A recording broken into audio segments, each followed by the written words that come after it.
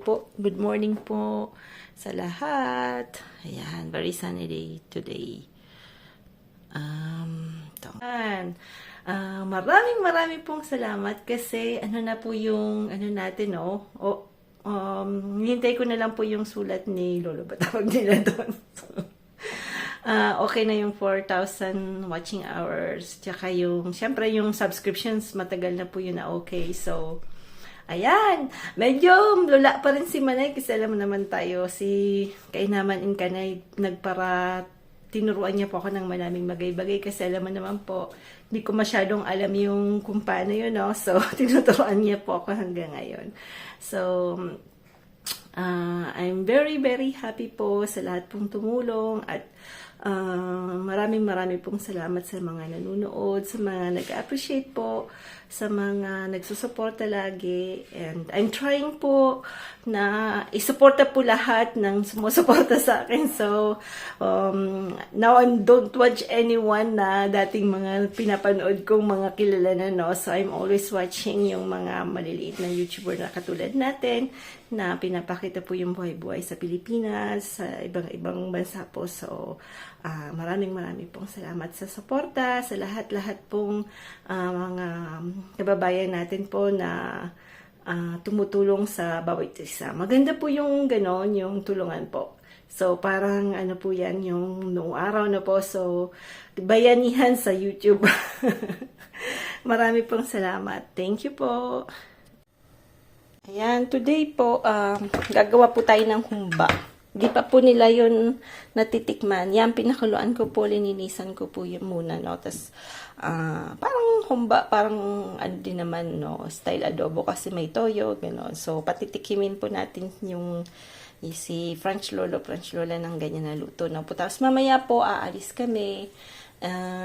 May isiset sanang i-premiere si Kainaman. Hindi ko po alam kung nandyan ako kasi since na nandito po sila mom and dad, lagi po kaming pinapasyan namin po sila kasi hindi na po masyadong nagdadrive si dad ng long hours na po, si French Lolo, no? Kasi 86 na po siya. So, 86, 85. Ayun, so lang naman yan. So, yan po yung lulutuin natin. Hindi ko na po i-video kasi paras lang naman po, no? So, yan. Today, yan po yung ulamin. Ayan. Si dad po nag-soup. Yan po yung soup nila kasi can't live without soup. Sako po, nagmadalian kasi alis po kami mamaya-maya. Kumain na kami dito kasi mga restaurant po sobrang mahal. Tapos hindi naman masarap. Sarap din siguro pero I'm going to spend like 150 euros for 4 or like for 4 person, no? Gusto namin hintayin yung dalawang bata.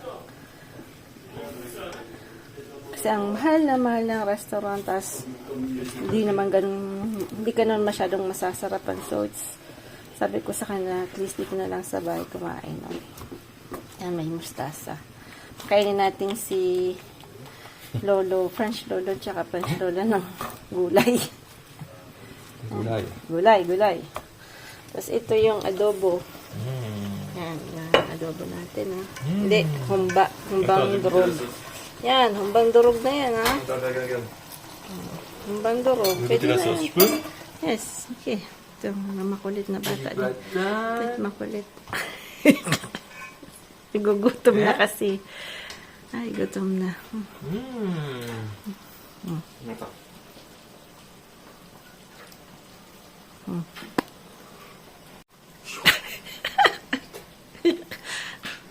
Bad words is enter the front.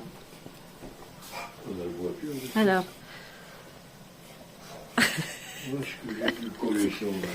Sisi.